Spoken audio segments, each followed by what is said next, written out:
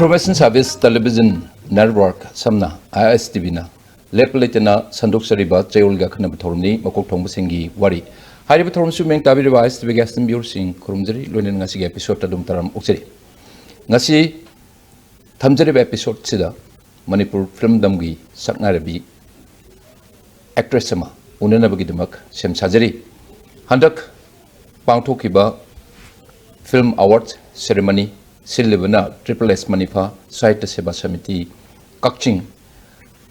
Hariba Triple S Manifa na Siliba Award Ceremony si Pangtoku Matamda Manipur Film Alia Hariba Film si Masigi Leading Role Wena Kunkibi Artina Thoudam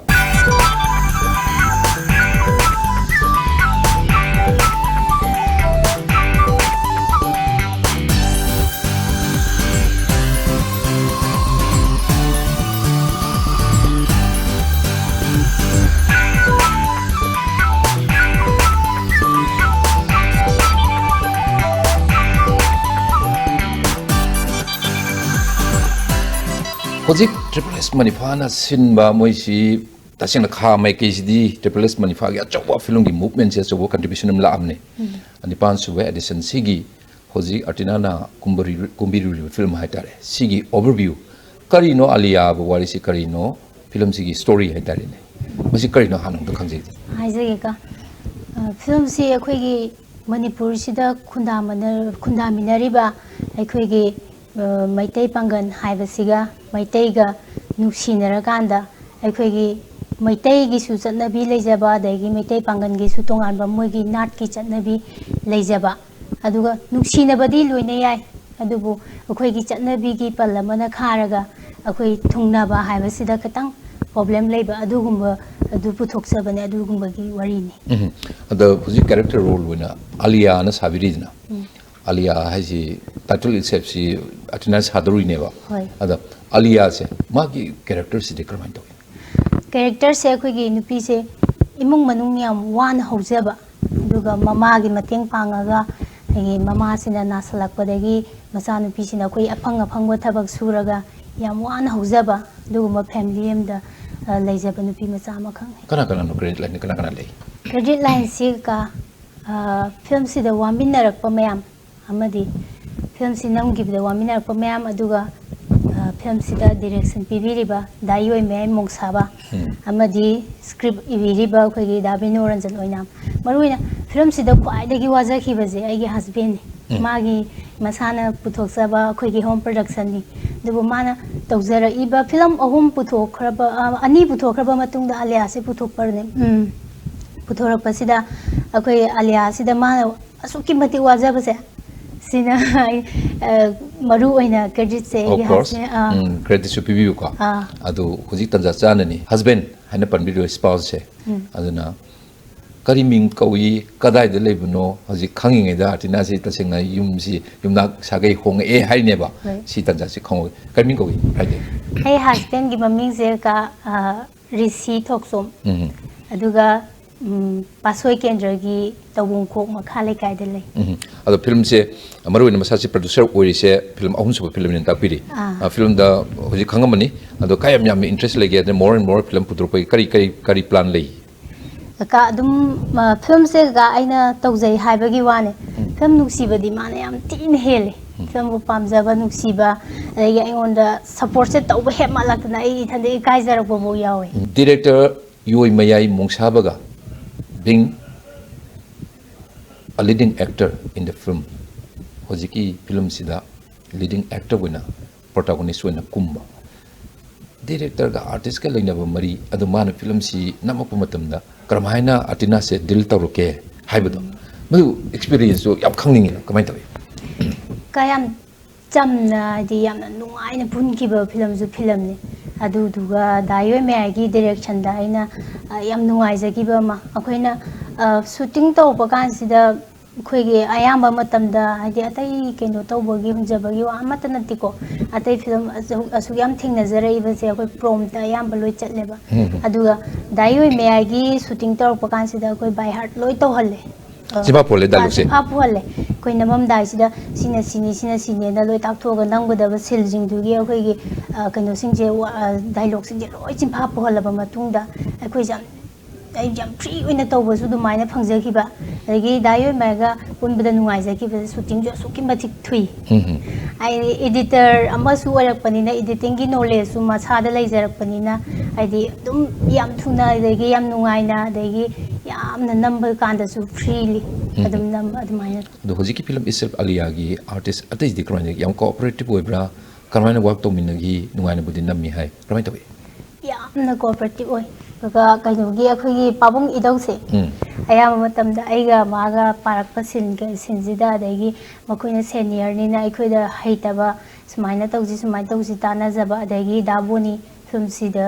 kumiri ba khoi daboni su sukimate aikoida haitaba khotaba loin tana jarga ka dagi yauriba film sigi mama kari mama palhaibi mama mema palha mema hai heta he haina buda habiru senior singjiga punbada akhoi yamna kaino experience adi khangdaba mayam khanghan birakpa dagi haitaba mayam tak birakpa sigu yamna nungaina de mayam punbada yam nungai ki binoranjan wenam si asama midinate mazu is something ado magi handaki wari se haidi tongan ba community caste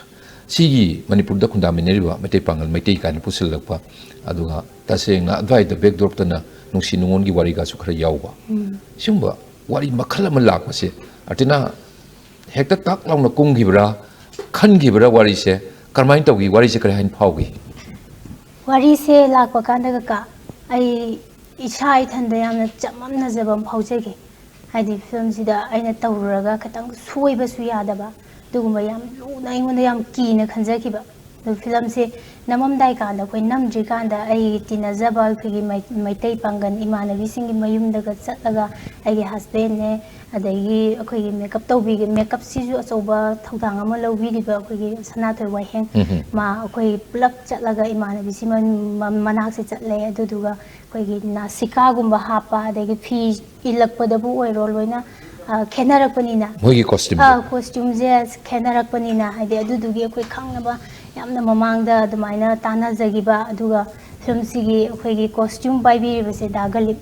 दागलिप ना पाइबसिदना अमोहेना अखोयदा खुदोंसाबा फंजगिबा हाइदे मसामा मोइतै पांगल ओइबनिना अदु यामना चेक्सिनना यामना कीना होनजगिबा film ने का आइगिना the film ji competition यावरे अद triple S मनिपागी 8 addition गी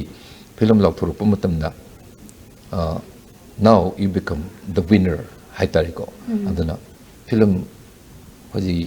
kana si best actress na hairasine si award si phangene dawrak momento sai wagi mem adu kamai togi sida ina phauja gibje ka khoi nungai mandana kapning bam su phawi adu duga chatpa phanghaudabagi yam wajabam su phawi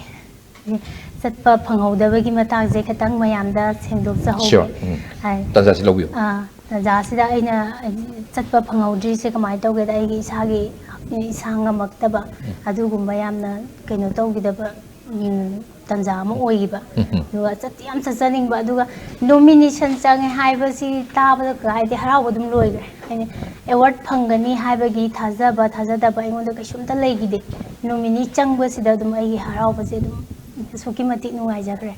ꯃꯌꯥꯝꯅ ꯅꯨꯡꯁꯤꯕꯤꯔꯤꯀꯣ ꯑꯩꯁꯦ ꯍꯧꯖꯤꯛ ꯐꯥꯎꯕꯅ ꯈꯟꯖꯔꯒ ꯑꯗꯨꯕꯨ ꯆꯠꯄ ꯐꯪꯍꯧꯗꯕꯒꯤꯗꯃꯛꯇꯗꯤ ꯌꯥꯝ ꯅꯨꯡꯉꯥꯏꯖꯗꯦ ꯃꯌꯥꯝꯅ ꯉꯥꯛꯄꯤꯌꯨ ꯑꯩ ꯌꯥꯗꯕꯗꯒꯤ ꯂꯥꯛꯈꯤꯗꯕꯅꯤ ꯐꯤꯂꯝꯒ ꯇꯧꯗ꯭ꯔꯤꯉꯩꯒꯤ ꯑꯉꯥꯡ ꯑꯣꯏꯔꯤꯉꯩꯒꯤ ꯄꯨꯟꯁꯤꯒꯁꯤ ꯅꯤꯡꯁꯤꯡꯕꯗ ꯅꯨꯡꯉꯥꯏꯅꯤ ꯈꯜꯂꯤꯕꯅꯤ ꯑꯗ ꯑꯩꯈꯣꯏ ꯁꯨꯝ ꯆꯍꯤ ꯌꯥꯝꯁꯤꯜꯂꯛꯏꯉꯩ ꯃꯇꯤꯛ ꯍꯧꯈꯤꯕ ꯃꯇꯝꯁꯤ ꯅꯤꯡꯁꯤꯡꯕꯗ ꯌꯥꯝ ꯅꯨꯡꯉꯥꯏ ꯀ ꯍꯥꯏꯅꯤ ꯀꯔꯃꯥꯏꯅ ꯆꯥꯎꯔꯛꯏ ꯀꯔꯃꯥꯏꯅ ꯍꯧꯔꯛꯏ ꯑꯗꯒꯤ ꯏꯁꯥꯒꯤ ꯄꯣꯛꯐꯝ ꯑꯗꯒꯤ ꯏꯃꯥ ꯕꯕꯥꯒꯤ ꯂꯩꯔꯤꯕ꯭ꯔꯥ ꯃꯤꯡ ꯀꯔꯤ ꯀꯔꯤ ꯀꯧꯏ ꯑꯗꯨ ꯈꯤꯇꯪ ꯈꯪꯉꯤ ꯕꯦꯛꯒ꯭ꯔꯥꯎꯟꯁꯤ ꯂꯩꯀ ꯑꯩꯒꯤ ꯍꯧꯔꯛꯐꯝꯁꯤ ꯑꯩꯈꯣꯏꯒꯤ ꯇꯧꯕꯨꯜ ꯕꯤꯁꯅꯨꯄꯨꯔ ꯗꯤꯁꯇ꯭ꯔꯤꯛꯀꯤ ꯃꯅꯨꯡ ꯆꯟꯅ ꯂꯩꯕ ꯇꯧꯕꯨꯜ ꯍꯥꯏꯕꯁꯤꯗꯅꯤ ꯑꯗꯨꯒ ꯑꯩꯒꯤ ꯏꯃꯥꯒꯤ ꯃꯃꯤꯡꯅ ꯊꯧꯗꯥꯝ ꯑꯣꯡꯕꯤ ꯂꯣꯏꯗꯥꯡ ꯑꯗꯨꯒ ꯕꯕꯥꯒꯤ ꯃꯃꯤꯡꯅ ꯊꯧꯗꯥꯝ ꯕꯤꯍꯥꯔꯤ ꯁꯤꯡ ꯑꯗꯨꯒ ꯑꯩꯅ ꯑꯉꯥꯡ ꯑꯣꯏꯔꯤꯉꯩꯗꯒꯤ ꯍꯧꯔꯛꯄꯁꯤꯗ ꯌꯥꯝ ꯆꯝꯅ ꯍꯧꯖꯔꯛꯑꯦ ꯍꯥꯏꯌꯨ ꯇꯥꯁꯤ ꯌꯥꯝ ꯆꯝꯅ ꯍꯧꯖꯔꯛꯑꯦ ꯑꯩꯗꯤ ꯑꯩꯈꯣꯏ ꯃꯥꯗ ꯌꯥꯝꯅ ꯀꯦꯔꯒ ꯑꯩꯈꯣꯏ ꯃꯥꯒ ꯁꯦꯀꯦꯟ ꯑꯃꯐꯥꯎ ꯊꯥꯅꯗꯕꯤꯗ ꯌꯥꯝꯅ ꯀꯩꯅꯣ ꯇꯧꯔꯒ ꯍꯧꯖꯔꯛꯄꯅꯦ ꯑꯗꯨꯒ ꯁꯨꯃꯥꯏꯅ ꯐꯤꯂꯝꯒꯤ ꯂꯥꯏꯟꯗꯒ ꯆꯪꯉꯛꯀꯅꯤ ꯍꯥꯏꯕꯒꯤ ꯊꯥꯖꯕꯗꯤ ꯑꯩꯉꯣꯟꯗ ꯂꯩꯖꯔꯛꯇꯦ ꯑꯗ ꯏꯃꯥꯟꯅꯕꯤꯒ ꯇꯤꯟꯅꯕ ꯁꯥꯟꯅꯕ ꯁ꯭ꯀꯨꯜꯒ ꯆꯠꯄ ꯀꯔꯝꯍꯥꯏꯅ ꯇꯧꯏ school ꯆꯠꯂꯛꯏ ꯁꯥꯟꯅꯔꯛꯏ ꯑꯗꯒꯤ ꯂꯣꯏꯅ ꯍꯥꯏꯗꯤ ꯑꯉꯥꯡ ꯑꯃꯅ ꯇꯧꯒꯗꯕꯗꯣ ꯑꯩꯁꯨ ꯂꯣꯏꯅ ꯌꯥꯎꯖꯔꯤ ꯍꯧꯖꯤꯛꯇꯤ ꯑꯥꯔꯇꯤꯅꯥꯁꯦ ꯑꯐꯥꯎꯕ ꯁꯦꯂꯦꯕ꯭ꯔꯤꯇꯤ ꯑꯃ ꯑꯣꯏꯔꯦ ꯑꯗꯣ ꯍꯥꯟꯅ ꯑꯉꯥꯡ ꯑꯣꯏꯔꯤꯉꯩꯗ ꯇꯤꯟꯅꯔꯛꯄ ꯏꯃꯥꯟꯅꯕꯤꯁꯤꯡ ꯑꯗꯨꯒ ꯑꯗꯨ ꯅꯤꯡꯁꯤꯡꯕ ꯃꯣꯏꯒ ꯊꯦꯡꯅꯕ ꯃꯇꯝ ꯀꯃꯥꯏꯅ ꯇꯧꯏ ꯀꯀꯥꯁꯦ ꯌꯥꯝ ꯅꯨꯡꯁꯤꯌꯦ ꯃꯣꯏꯅꯗꯤ ꯑꯩꯈꯣꯏꯁꯦ ꯀꯩꯅꯣ ꯃꯣꯏꯅ ꯇꯣꯉꯥꯟꯕ ꯃꯤꯠꯌꯦꯡ ꯑꯃꯗ ꯊꯝꯕꯤꯈ꯭ꯔꯦ ꯀꯨꯏꯅ ꯎꯅꯔꯨꯗ ꯃꯇꯝꯗ ꯑꯃꯨꯛꯇꯪꯒ ꯊꯦꯡꯅꯕ ꯃꯇꯝꯗ ꯑꯩꯅ ꯌꯥꯝ ꯅꯨꯡꯁꯤꯖꯕ ꯃꯣꯏꯁꯦ ꯑꯩꯅꯒ ꯃꯣꯏꯁꯦ ꯎꯕꯗ ꯌꯥꯝꯅ ꯍꯔꯥꯎ ꯍꯔꯥꯎꯅ ꯍꯥꯟꯅ ꯄꯨꯟꯕ ꯑꯗꯨꯃꯥꯏꯅ ꯑꯗꯨꯝ ꯂꯩꯃꯤꯟꯅꯖꯅꯤꯡꯕ ꯃꯣꯏꯅꯗꯤ ꯊꯩꯔꯒ ꯆꯠꯄꯒꯤ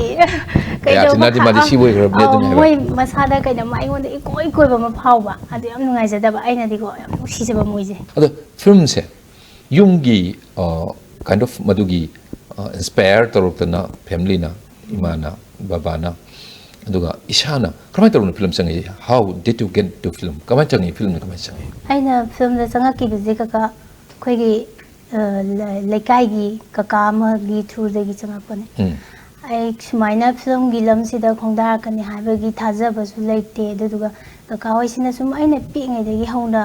ꯁꯨꯝ ꯑꯉꯥꯡ ꯑꯣꯏꯔꯤꯉꯩꯗꯒꯤ ꯍꯧꯅ ꯃꯣꯏꯅ ꯆꯥꯏꯜ ꯑꯥꯔꯇꯤꯁ ꯁꯥꯍꯟꯁꯤ ꯑꯗꯨꯝ ꯐꯤꯂꯝꯒꯨꯝꯕ ꯌꯥꯎꯕ ꯌꯥꯅꯤꯅꯦ ꯀꯥꯏꯅ ꯑꯩꯈꯣꯏ ꯗꯗꯥ ꯍꯣꯏ ꯑꯩꯈꯣꯏ ꯕꯕꯥ ꯍꯣꯏ ꯃꯃꯥ ꯍꯣꯏꯗ ꯁꯨꯝ ꯍꯥꯏꯕꯤꯔꯛꯄ ꯑꯗꯣ ꯑꯩꯈꯣꯏ ꯃꯥ ꯍꯣꯏ ꯑꯩꯈꯣꯏ ꯕꯥ ꯍꯣꯏꯗꯤ ꯐꯤꯂꯝꯁꯦ ꯑꯩꯅ ꯀꯨꯝꯃꯒꯁꯨ ꯃꯣꯏ ꯁꯞꯄꯣꯔꯠꯇꯤ ꯂꯣꯏꯅ ꯇꯧꯋꯦ ꯑꯗꯨꯗꯨꯒ ꯐꯤꯂꯝꯒꯤ ꯃꯔꯝꯗ ꯍꯦꯟꯅ ꯈꯪꯗꯕ ꯐꯤꯂꯝꯁꯦ ꯇꯧꯔꯛꯄ ꯃꯤ ꯑꯃꯇ ꯌꯥꯎꯗꯕꯒꯤ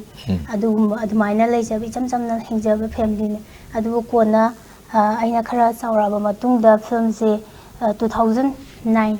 ꯗꯤꯁꯦꯝꯕꯔ ꯌꯧꯔꯛꯄ ꯃꯇꯝꯁꯤꯗ ꯑꯩꯈꯣꯏꯒꯤ ꯀꯀꯥ ꯕꯣꯔꯖꯦꯟ ꯃꯥꯁꯨ ꯑꯥꯔꯠ ꯌꯥꯝ ꯅꯨꯡꯁꯤꯖꯕ ꯑꯗꯒꯤ ꯁꯨꯃꯥꯡ ꯂꯤꯂꯥꯗꯒ ꯈꯔ ꯌꯥꯎꯖꯕ ꯃꯤꯅꯤ ꯑꯗꯨ ꯃꯥꯅ ꯁꯨꯃꯥꯏꯅ ꯀꯨꯝꯍꯜꯂꯁꯦꯅ ꯑꯗꯨꯝ ꯍꯥꯏꯕ ꯂꯥꯛꯄꯗꯒꯤ ꯑꯩꯈꯣꯏ ꯃꯥ ꯍꯣꯏ ꯕꯕꯥ ꯍꯣꯏꯅ ꯑꯝꯇꯪꯗꯤ ꯌꯦꯡꯍꯜꯂꯁꯤ ꯃꯌꯥꯝꯅ ꯍꯥꯏꯔꯤꯁꯦ ꯅꯨꯡꯁꯤꯕꯤꯗꯅ ꯍꯥꯏꯔꯤꯅꯤ ꯑꯗꯣ ꯃꯥꯒꯤꯁꯦ ꯑꯝꯇꯗꯤ ꯌꯦꯡꯉꯁꯤ ꯀꯥꯏꯅ ꯇꯧꯔꯀꯥꯟꯗ ꯀꯀꯥ ꯑꯗꯨꯒ ꯇꯧꯔꯒ ꯑꯩꯈꯣꯏꯒꯤ ꯐꯤꯂꯝ ꯑꯩꯒꯤ इहान हाना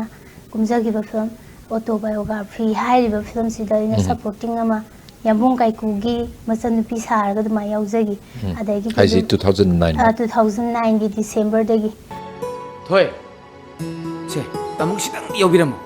होन तमु हलपुदने नंगी चॉकलेट अमि सोइद्रबने ए ngamo masam sai sunabiनी याम तलगा न ngarang nupi du hek solu ए ना नुपी कानो हाइसे ngarai sing thokhamda wa ngang ne kaine कोथा सिंथा अंगु nupi do ne pati orni mangon hek sohalu film से कुम्मे हाना लेरंबा यामना इचम चंबा नॉर्मल लोबा पुंसीनी नत्तबा आर्ट की पुंसी मद संगपदो अदागी ट्रांजिशन दुदी करमाइन तौगी याम तायो ने का हाइदि मयाम पुलकपगा खोइगी याम चमना हिंजरंबगा अनीजिगी खेनाबजे असुकी मतिक लेगरे का हाइदोपदि आई हाइदो मांदे एनीवे सक्का फिल्म कुम्बगा नुपीगिनिको मसी या मरी लेने का है आर्टिना दे करी फागी फिल्म जे सक फजरगसु दमा यादब अखोइदि कइसु नते सक अखोइ कइसु याम फजदना कइनो तौरुबा मतना सदे हाइबा खोइदगी हेन मयाम अमा लैरिनिबा सकना नते ना हाइजनिगे गाइदि करिनो मरु ओइरिसे का अखोइगे एक्टिंग सी याम मरु ओइब्रना खल्ले दुगा आई एक्टिंग हाइरेना हाइजबगी वास नते आई एक्टिंग कइसु हाइजबना सदे हाइदि सुसन्नबा हाइबा मसादा यावबा ताइका मरुइना सी हाइजनिगे एक्टिंग है आर्टिना की बने कमाई तौरगा हजी ऑटोबायोग्राफी दा हान फिल्म डेब्यू वन संगे तौग्रे एक्टिंग है दी असेंगना ओजा गुरु नाइन तमकपरा कानाना तालकबले तम इशाना जस्ट अखोई इंट्यूशन तौरगा आइना इनोवेट तौर पुथोपरा आर्टिना एक्टिंग से कमाइना हाइरके एक्टिंग से का आइना हानबा ऑटोबायोग्राफी हाइरिबा फिल्म सी तौरमदाइदा अखोई फिल्म सी डायरेक्शन पिबिरिबा कइनौदगी ओजा सुरजित खुमन माना थामु खोइसे तंबी फिल्म जे हरमदाइदा खोइ सुमाइना अनौबा कइनो सिंजे खोइ फजना खितंग ताना निंगी खोले हेंग सागदबा रोल सिंगो सिनी तौरगा खोइना सुमाइना ngangadabani degi sumaina acting se tawgadamni khokadamni haibagi sumaina takpigi adugi makha tabadi ai acting gi lamda tamjaru deka logic charokna film se yamamani yamnadi loina basu ningsing mangamdaba yai adubu masing oina harakanda film se kayamukti act tawre ai 40 above ti lerumgani film ni phugi matakta ne ba adade maming khara panba ya ba aina di khara phangjai se sida hijam marumda paiba lechil sia apai belesil si yamna kogi turning point namne na hana supporting actor when sum kuma ko kholo padu to oga leading role in kuma sa apai belesil digi ne na se chumro si ba ꯑꯄꯥꯏꯕ ꯂꯩꯆꯤꯟ ꯀꯀꯥ ꯁꯤꯁꯦ film ꯑꯣꯏꯅ ꯑꯄꯥꯏꯕ ꯂꯩꯆꯤꯟ ꯍꯥꯟꯅ ꯊꯣꯛꯈꯤꯕꯅꯤ ꯑꯩꯒꯤ ꯑꯍꯥꯟꯕ reading role ꯑꯣꯏꯕꯗꯤ ꯑꯩꯈꯣꯏꯒꯤ ꯀꯩꯅꯣꯒꯤ ꯍꯧꯖꯤꯛ ꯍꯧꯖꯤꯛ ꯑꯩꯈꯣꯏ ꯍꯦꯔꯣ ꯑꯣꯏꯅ ꯑꯗꯨꯝ ꯀꯨꯝꯕꯤꯔꯤꯕ ꯗꯥ ꯔꯣꯁꯟ ꯃꯣꯏꯒꯤ ꯐꯤꯂꯝ ꯑꯃ ꯑꯩꯅ ꯀꯨꯝꯖꯈꯤ ꯃꯣꯏꯅ ꯔꯤꯂꯤꯁ ꯇꯧꯕꯅ ꯈꯔ ꯊꯦꯡꯍꯧꯔꯕ ꯔꯤꯂꯤꯁꯁꯦ ꯃꯣꯏ ꯇꯧꯔꯀꯥꯟꯗ ꯑꯗꯨꯝ ꯕꯣꯠꯇ ꯔꯤꯂꯤꯁ ꯇꯧꯔꯀꯥꯟꯗ ꯍꯣꯜꯗ ꯀꯩꯗꯗꯤ ꯑꯗꯨꯝ ꯑꯗꯣ ꯀꯥꯞꯈꯤꯗ꯭ꯔꯦ ꯄꯤꯄꯜꯁꯅ ꯑꯦꯛꯁꯦꯞ ꯇꯧꯈꯤꯕ ꯍꯥꯟꯅ ꯌꯦꯡꯈꯤꯕꯗꯗꯤ ꯁꯤ ꯐꯤꯂꯝꯁꯦ ꯑꯄꯥꯏꯕ ꯂꯩꯆꯤꯜꯁꯤ ꯑꯣꯏꯗꯧꯔꯤꯅꯦꯕ ꯑꯣꯏꯗꯣꯏꯅꯦ ꯑꯗꯨꯒ ꯅꯦꯛꯁꯇ ꯆꯥꯛꯊꯦꯛꯄꯤ ꯑꯣꯏꯗꯣꯏꯅꯦ ꯌꯥꯝ ꯅꯨꯡꯉꯥꯏꯖꯩ ꯄꯨꯟꯁꯤ ꯆꯨꯞꯄ ꯅꯪꯁꯦ ꯑꯩꯒꯤꯅꯤ ꯆꯥꯛꯊꯦꯛꯄꯤ ꯍꯧꯖꯤꯛ ꯄꯟꯕꯤꯔꯤ ꯈꯣꯡꯂꯥꯝ ꯂꯃꯟ ꯆꯅꯨ ꯑꯗꯒꯤ ꯃꯣꯡꯐꯝ ꯃꯤꯍꯥꯠꯄ ꯀꯤꯂꯔ ꯁꯤꯁꯨ ꯃꯃꯤꯡ ꯌꯥꯝ ꯆꯠꯈꯤꯕ ꯐꯤꯂꯝꯅꯤ ꯅꯣꯡꯖꯥꯕꯤ ꯃꯃꯤꯡ ꯌꯥꯝ ꯐꯖꯩ ꯂꯣꯌꯥꯂꯝꯒꯤ ꯃꯥꯂꯪꯕ ꯀꯥꯏꯁꯤ ꯌꯥꯝ ꯐꯖꯩꯀꯣ ꯐꯥꯒꯤ ꯐꯥꯒꯤꯗꯒꯤ ꯅꯨꯡꯁꯤ ꯂꯝꯖꯦꯜ ꯄꯤꯖꯥ ꯑꯃ ꯌꯥꯎꯔꯤ ꯗꯥꯛꯇꯔ ꯍꯦꯃꯣꯒꯤ ꯍꯦꯂꯣꯏ ꯍꯥꯏꯅ ꯃꯁꯤꯗꯤ ꯁ꯭ꯇꯤꯜ ꯑꯩ ꯏꯁꯥꯃꯛꯁꯨꯅꯤ ꯐꯤꯂꯝꯁꯦ ꯑꯩ ꯌꯦꯡꯖꯩꯌꯦꯕ ꯌꯦꯡꯖꯩꯁꯦ ꯑꯃꯨꯛꯇꯕꯨ ꯅꯠꯇꯦ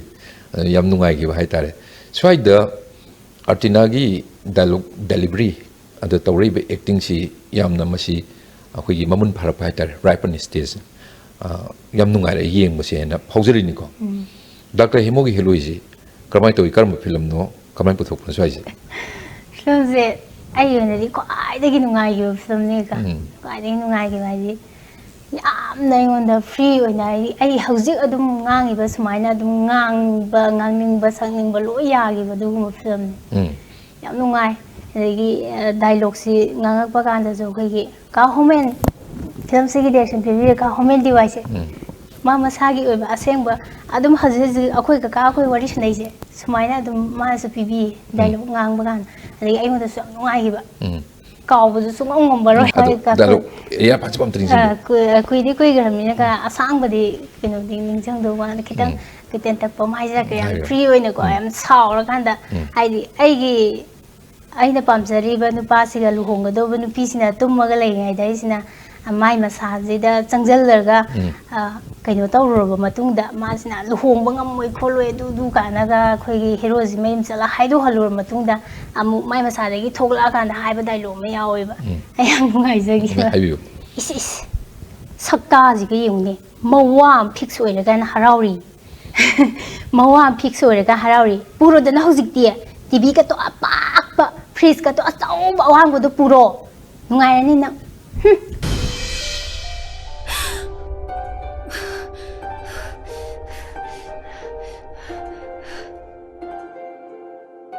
ꯑꯎꯟꯄꯣꯠꯀꯇꯣ ꯂꯥꯡꯉꯣꯗꯅ ꯂꯨꯍꯣꯡꯉꯣ ꯐ꯭ꯔꯤꯖ ꯑꯆꯧꯕ ꯇꯤꯚꯤ ꯑꯄꯥꯛꯄ ꯐꯂꯥꯡꯗ ꯅꯞꯅꯕꯀꯇꯣ ꯄꯨꯔꯣ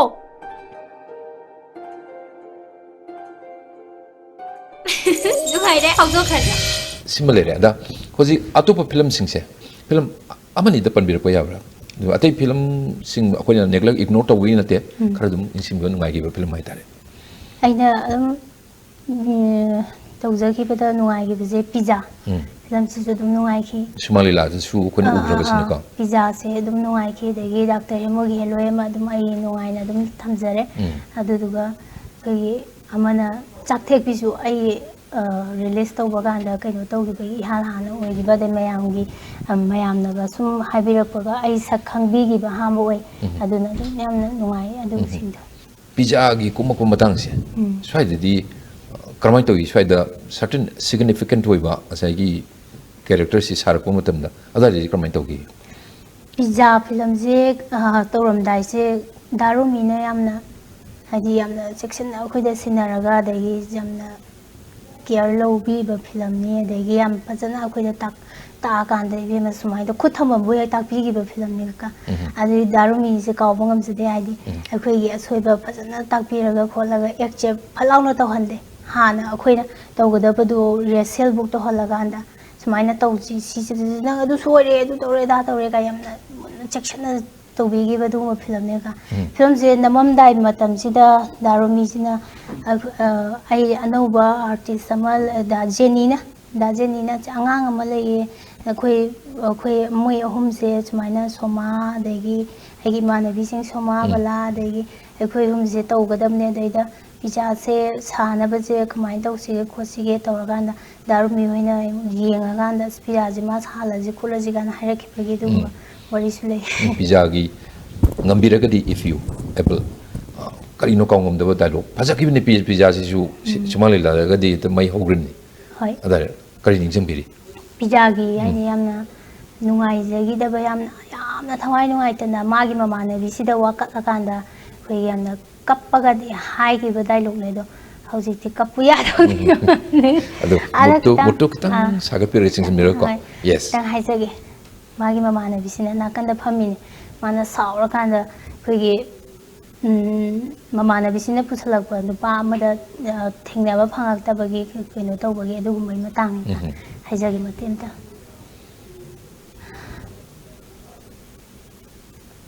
ꯍꯩ ꯃꯍꯤ ꯆꯣꯡꯈ꯭ꯔꯕ ꯇꯤꯡꯈꯪ ꯁꯪꯒꯣꯝꯒꯨꯝꯅ ꯂꯦꯟꯕ ꯄꯨꯟꯁꯤꯁꯤꯔ ꯊꯣꯏꯕꯤ ꯅꯪꯅ ꯅꯨꯡꯉꯥꯏꯕ ꯄꯨꯟꯁꯤꯅꯤ ꯍꯥꯏꯕꯗꯣ ꯐꯅ ꯐꯖꯩ ꯍꯥꯏꯗꯨꯗꯁꯨ ꯑꯇꯤꯌꯥꯗ ꯊꯣꯛꯂꯤꯕ ꯊꯥꯖꯁꯤ ꯑꯃꯨꯕ ꯂꯩꯆꯤꯟꯗ ꯀꯨꯞꯈ꯭ꯔꯕꯗ ꯊꯥꯖꯒꯤ ꯐꯖꯐꯝꯕꯨ ꯀꯔꯥꯏꯗꯅꯣ ꯄꯨꯛꯅꯤꯡ ꯁꯣꯟꯊꯒꯅꯨ ꯄꯤꯖ ꯃꯁꯦꯛ ꯃꯉꯥꯟ ꯌꯧꯅ ꯊꯣꯛꯂꯤꯕ ꯄꯨꯔꯅꯤꯃꯥ ꯊꯥꯖꯁꯨ ꯗꯥꯛ ꯑꯃꯗꯤ ꯑꯗꯨꯝ ꯎꯕ ꯐꯪꯕꯅꯦ ꯊꯥꯖꯒꯤ ꯃꯥꯏꯊꯣꯡꯗ ꯇꯥꯔꯤꯕ ꯗꯥꯛ ꯑꯗꯣ ꯀꯤꯕꯒꯤꯗꯃꯛ ꯑꯇꯤꯌꯥꯗ ꯅꯣꯡꯃꯗꯁꯨ ꯊꯥꯊꯣꯛꯈꯤꯗꯕ ꯌꯥꯎꯕ꯭ꯔꯣ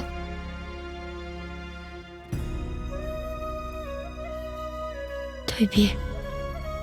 ꯆꯤꯟꯗ ꯍꯥꯏꯕꯗꯤ ꯌꯥꯝ ꯂꯥꯏꯕꯅꯤꯗ ꯂꯩꯇꯣꯟꯗ ꯁꯔꯨ ꯄꯥꯟꯗꯦ ꯍꯥꯏꯕꯁꯤꯁꯨ ꯑꯩ ꯈꯪꯉꯤꯗ ꯄꯤꯖꯥ ꯅꯪ ꯑꯩꯉꯣꯟꯗ ꯌꯥꯝ ꯋꯥꯔꯧꯔ ꯃꯥꯜꯂꯦ Then comes to hujik lakningisi why not Aliyah hujik best actress pangiba film simadi ekoi asimadi thadokpa su ngamjaroi aduna Aliyah sida aina yam khangingisi karamai ngange ekoi maitai pangal sinsigi moigi ngangbagi accent aduga moina ngangbagi the way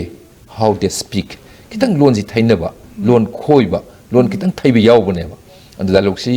normal when ekoi ngangne simasum ngangbra ada film sida kitang moigi loan lom da kitang naksal laga ngamra kamai toy film sida ka khoi dialogue se yam normal oina dum khoi ngangnei sumaina dum ngangnei ado khoi gi mate pangal sina ngangbai mo khoi he tamna bu su yawidana adu gumba ka su yawde adugumba ka su yawblete the best dialogue nataga the best part haita of the film itself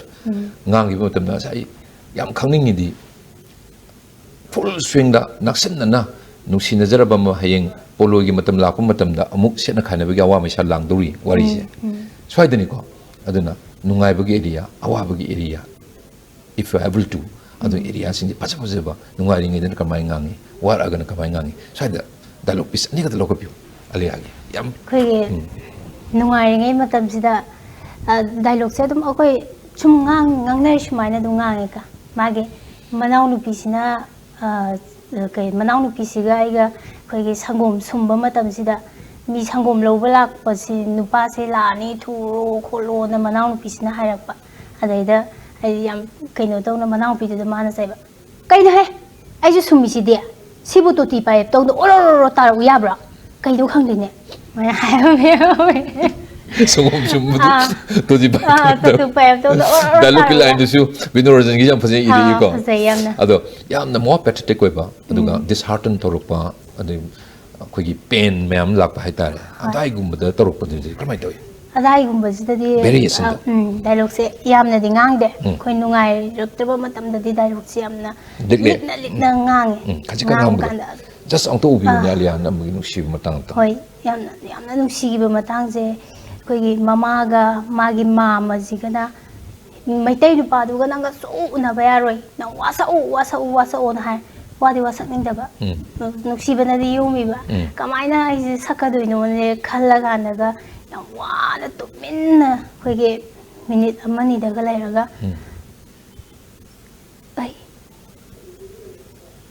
ma kha mwana unararoi an sumaina yam litna haiba siguma yawi song hani isai si film doji happy this is our culture film gi manipur film gi culture su dum oiri yamdra su isai amani di dum yauri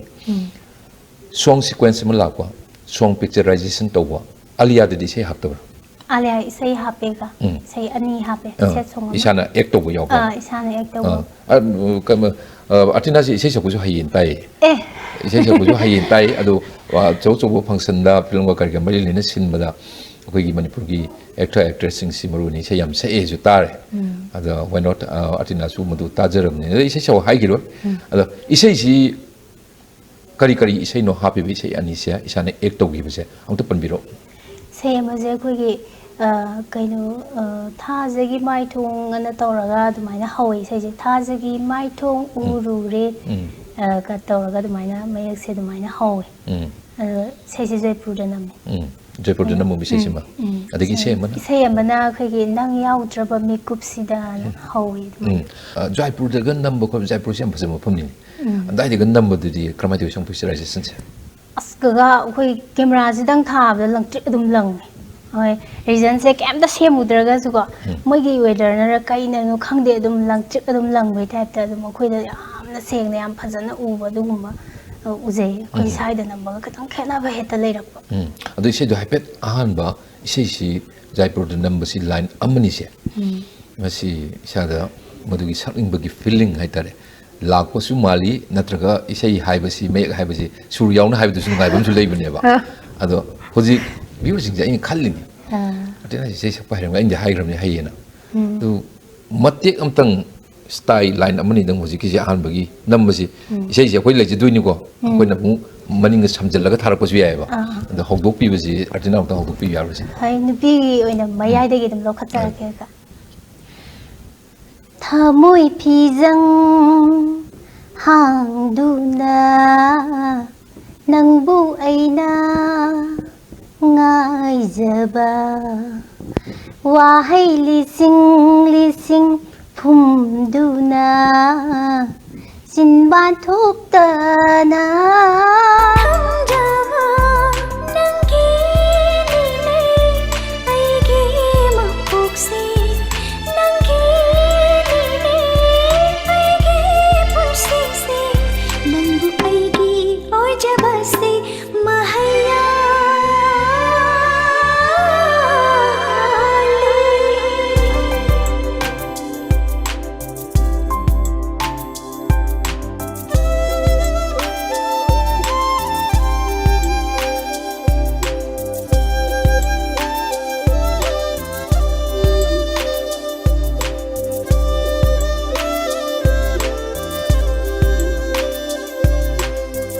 चटनबी पल्बु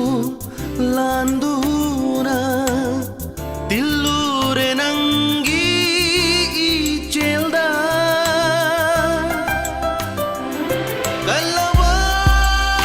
कल्लवानुंशी लिपुन्ना नांतो पंगंदा पुनखरे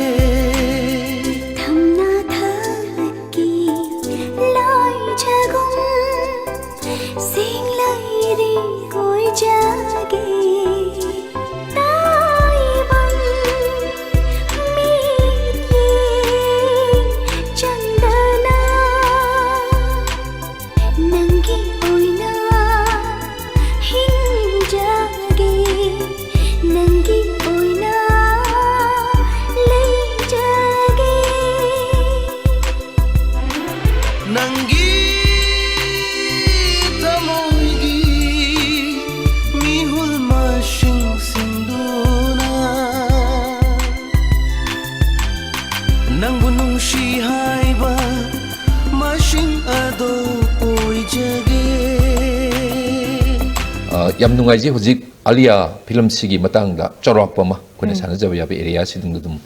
ꯈꯔ ꯁꯥꯖꯔꯦ ꯑꯗꯨꯒ ꯐꯤꯂꯝꯒꯤ line ꯃꯌꯥꯝꯁꯨ ꯃꯊꯪ ꯀꯨꯝꯈꯤꯕ ꯃꯌꯥꯝꯁꯨ ꯋꯥꯔꯤ ꯈꯔ ꯁꯥꯖꯔꯦ ꯑꯗ ꯍꯧꯖꯤꯛ ꯇꯁꯦꯡꯅ ꯈꯤꯇꯪ ꯋꯥꯍꯪꯁꯤ ꯁ꯭ꯋꯥꯏꯗꯒꯤ ꯈꯤꯇꯪ ꯍꯥꯏꯗꯣꯛꯆꯔꯛꯑꯀꯥꯟꯗ ꯅꯨꯄꯤꯁꯤꯡꯅ ꯐꯤꯂꯝꯗ ꯅꯠꯇ꯭ꯔꯒ ꯊꯤꯌꯦꯇꯔꯗ ꯑꯗꯨꯒ ꯑꯥꯔꯠ ꯑꯦꯅꯤ ꯄꯔꯐꯣꯔꯃꯤꯡ ꯑꯥꯔꯠ ꯑꯃꯗ ꯆꯪꯉꯒ ꯋꯥꯔꯛ ꯇꯧꯔꯛꯄ ꯃꯇꯝꯗ ꯍꯧꯖꯤꯛ ꯑꯥꯔꯇꯤꯅꯥ ꯀꯔꯤ ꯀꯔꯤ ꯅꯨꯡꯉꯥꯏꯕ ꯅꯨꯡꯉꯥꯏꯇꯕ ꯀꯔꯤ ꯀꯔꯤ ꯃꯥꯌꯣꯛꯅꯩ ꯀꯔꯤ ꯀꯔꯤ ꯊꯦꯡꯅꯩ ꯑꯩꯈꯣꯏꯅ ꯈꯤꯇꯪ ꯅꯨꯡꯉꯥꯏꯖꯗꯕꯁꯦ ꯑꯃꯝ ꯑꯊꯦꯡ ꯆꯠꯂꯛꯄ ꯀꯥꯟꯗ ꯈꯤꯇꯪ ꯅꯨꯡꯉꯥꯏꯖꯗꯦ ꯑꯗꯨꯒ ꯑꯩꯈꯣꯏꯗ ꯁꯨꯇꯤꯡ ꯇꯧꯔꯛꯄ ꯀꯥꯟꯗ ꯑꯩꯈꯣꯏꯒꯤ ꯑꯥꯎꯠꯗꯣꯔ ꯊꯣꯛꯂꯛꯑꯒ ꯅꯝꯕ ꯀꯥꯟꯁꯤꯗ ꯑꯩꯈꯣꯏꯒꯤ ꯐꯤ ꯍꯣꯡꯕ ꯑꯃ ꯌꯥꯝ ꯅꯨꯡꯉꯥꯏꯖꯗꯦ ꯁꯤ ꯑꯅꯤꯁꯤꯗꯪ ꯐꯖꯅ ꯑꯩꯈꯣꯏꯒꯤ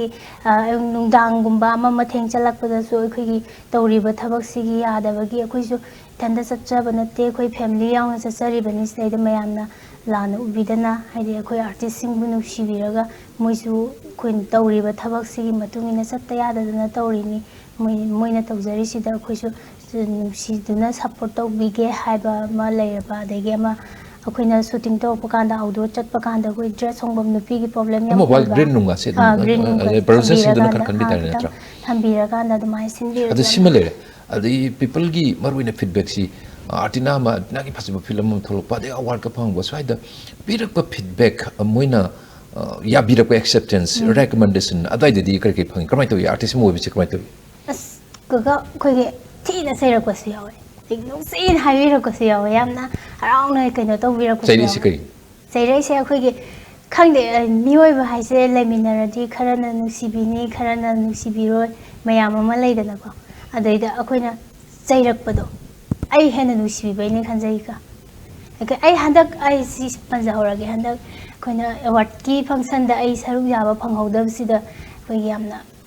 ꯊꯤꯅ ꯆꯩꯔꯛꯄ ꯑꯩꯅ ꯐꯦꯁꯕꯨꯛꯇ ꯑꯩꯈꯣꯏꯒꯤ ꯑꯦꯋꯥꯔꯗꯁꯦ ꯄꯥꯏꯖꯔꯀꯥꯟꯗ ꯑꯩꯒꯤ ꯐꯣꯇꯣ ꯑꯃ ꯀꯥꯞꯆꯔꯀꯥꯟꯗ ꯐꯦꯁꯕꯨꯛꯇ ꯑꯩ ꯑꯞꯂꯣꯗ ꯇꯧꯖꯩ ꯑꯗꯩꯗ ꯑꯩꯈꯣꯏ ꯌꯥꯝ ꯊꯤꯅ ꯆꯩꯕꯤꯔꯛꯄꯁꯨ ꯌꯥꯎꯋꯦ ꯑꯗꯨ ꯅꯁꯥꯗꯤ ꯂꯥꯛꯇꯅ ꯃꯤꯅ ꯀꯩ ꯈꯟꯗꯣꯏꯅꯣ ꯑꯗꯨꯃꯥꯏꯅ ꯑꯦꯋꯥꯔꯗꯀ ꯄꯤꯔꯀꯥꯟꯗ ꯅꯁꯥ ꯆꯠꯇꯤ ꯆꯠꯇꯅ ꯑꯦꯋꯥꯔꯗꯇꯪ ꯄꯥꯝꯕ꯭ꯔꯥ ꯀꯥꯏ ꯆꯩꯕꯤꯔꯛꯄ ꯌꯥꯎꯋꯦꯕ ꯑꯗꯨꯗꯤ ꯆꯩꯕ ꯅꯠꯇꯦ ꯑꯩꯅ ꯈꯜꯂꯤꯁꯦ ꯑꯗꯨꯗꯤ ꯑꯗꯣ ꯑꯩ ꯀꯥꯏꯟ ꯑꯣꯐ ꯌꯥꯝꯅ ꯑꯦꯄ꯭ꯔꯤꯁꯤꯌꯦꯁꯟꯅꯦ ꯍꯥꯏꯗꯤ ꯅꯨꯡꯁꯤꯕꯅꯦꯅ ꯈꯜꯂꯦ ꯑꯥꯔꯇꯤꯁꯀꯤ ꯁ꯭ꯇꯦꯇꯁ ꯍꯥꯏꯇꯥꯔꯦ ꯁ꯭ꯇꯦꯇꯁ ꯃꯅꯤꯄꯨꯔꯤ ꯁꯣꯁꯥꯏꯇꯤꯗ ꯀꯃꯥꯏꯅ ꯇꯧꯏ ꯃꯔꯝ ꯄꯥꯕ꯭ꯂꯤꯛ ꯁꯦꯡꯁꯟ ꯂꯩꯗꯅ ꯍꯧꯖꯤꯛꯇꯤ ꯃꯄꯥꯟꯗꯒꯗꯤ ꯑꯥꯔꯇꯤꯁ ꯑꯃ ꯐꯥꯎꯕ ꯑꯥꯔꯇꯤꯁ ꯑꯃ ꯂꯥꯛꯄꯁꯤ ꯍꯧꯖꯤꯛ ꯑꯥꯔꯇꯤꯅꯥꯅ ꯂꯩꯔꯤꯕ ꯁ꯭ꯇꯦꯇꯁꯁꯤ ꯃꯄꯥꯟ ꯂꯩꯔꯤ ꯕꯣꯂꯤꯋꯨꯗꯇ ꯑꯣꯏꯔꯗꯤ ꯅꯠꯇ꯭ꯔꯒ ꯍꯣꯂꯤꯋꯨꯗꯇꯤ ꯃꯣꯏ ꯆꯠꯄ ꯉꯝꯃꯣꯏꯗꯣꯏꯅꯤ ꯂꯝꯕꯤꯗ ꯄꯄꯔꯥꯖꯤ ꯃꯌꯥꯝ ꯏꯟꯅꯔꯛꯀꯅꯤ ꯀꯦꯃꯦꯔꯥꯃꯦꯟ ꯏꯟꯅꯔꯛꯀꯅꯤ ꯑꯣꯇꯣꯒ꯭ꯔꯥꯐ ꯄꯤꯌꯨ ꯍꯥꯏꯅꯤ ꯃꯅꯤꯄꯨꯔꯗ ꯀꯃꯥꯏꯅ ꯇꯧꯏ ꯑꯩꯈꯣꯏ ꯃꯅꯤꯄꯨꯔꯗꯁꯨ ꯌꯥꯝꯅ ꯑꯥꯔꯇꯤꯁꯁꯤꯡꯁꯦ ꯌꯥꯝ ꯅꯨꯡꯁꯤꯕꯤꯔꯦ ꯍꯧꯖꯤꯛꯇꯤ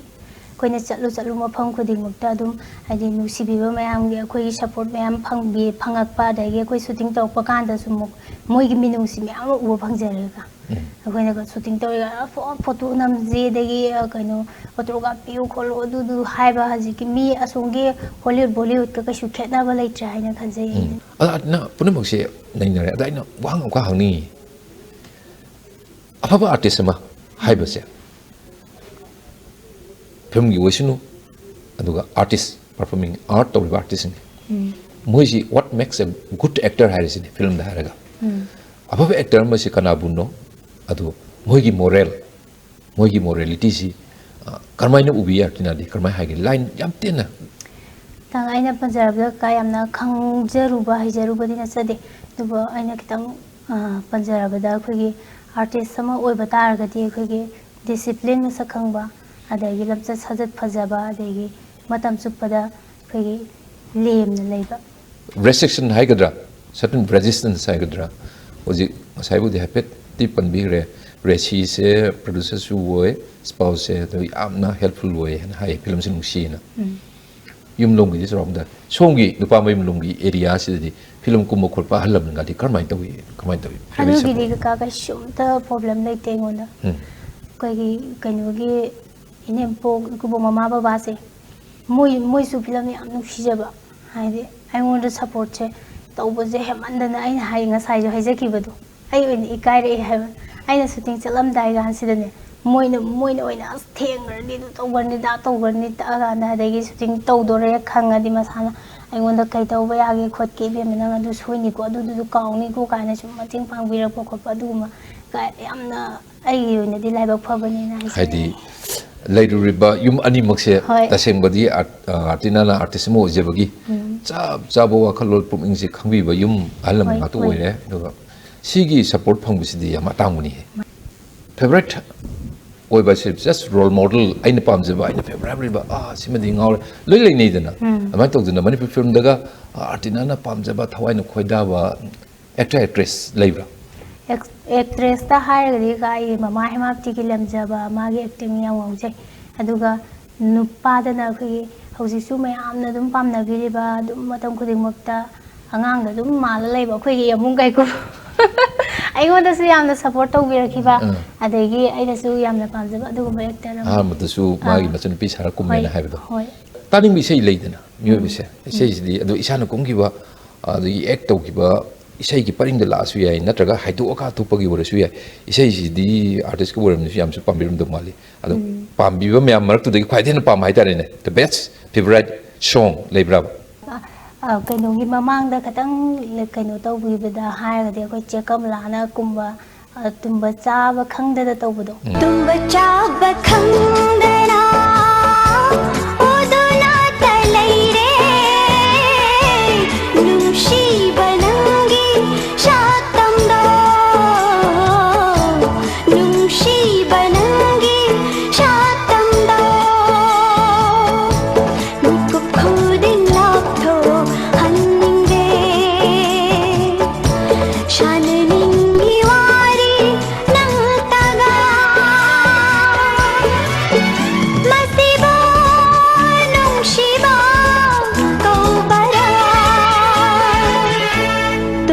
चाब खंगना Odna तलैरे नुशी बनंगी शातंदो नुशी बनंगी शातंदो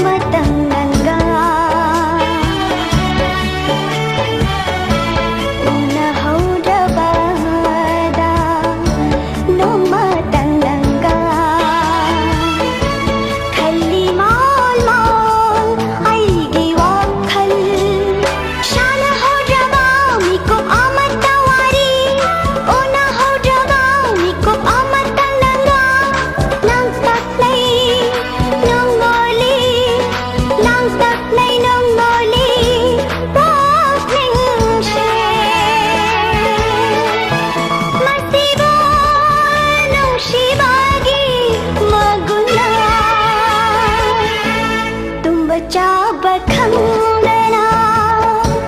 Odna तलैरे नुशी बनंगी शातंदो नुशी बनंगी शातंदो Hojik Artina ko loine na Pure Singh punna Artina khanbirapa khwadi favorite revi seni kamlana ek to phajraba sei si jimeng tabin matungda Artina mulak sege favorite paring in lakseri se ado hanghodredi haidorini na singa di mo ngangodini kai no kaimta hangwi de kana haidoini aduna sigi favorite mem se paring um lakseri ni then favorite dish kai no ai injang se kangsoi dum pame kangsoi chagalle kangsoi ji yamdi yambani maram do kangsoi ko kabon ni lorge ado favorite color kai no black and white favorite place lebra chaning bom phonga di lebra lay kaino chaningi America yam chaningi hojik yum pale adu spouse da yamna nungsiba gift ama tasengna magi damukta pirge ka haidi kari pini khangde aina khwaidagi mamal laina lawa posak am pigan sojana pigani surprise un thambiro adu sima so mayam si khangjare yam nungaji ado aten matungda I mean aten matang manungda haitare anu wari boteng hak sanan bagi tanja ama just as to be make the sik tawjebni anu hanaki award phongsiga mari lainana sida sagi shooting schedule dagi mung manungi hakchang punamak loina baksi kauthokpiraga kaithokpiraga STB nusi especially ai pure sing sing sibidna wari sabagi tanja si pibire wari sanajare sigi tanja pibire ko se yam nungai je thank you once again Artina STB busu ngkhlei ta thaga sari kaga sum koi kaino awan ngai gi wari khara sanada duna koi pungning da leiba wa khara phongdok se bagam jaba sigi STB bu ngkhlei ta thaga ba phongdok yam nungai je do tungda lakadoriba film gi career gi more and more the latest is scale up to bang amba adu haksang du na di yektaba matam sangna miyam gi seba to ngamba imung manung nungsi chanana toro khundana na nungai na lebiba artist moina punamuksi oibangam boy biu phangbiu haidana mayam si mo sinjaragani STB na Artina gi mapum thamjari hari bopum thamjabol wina nga si dematang sama kuthong sing bari lusinjare meng tabi ru sing aru bena mukhanna kurumjari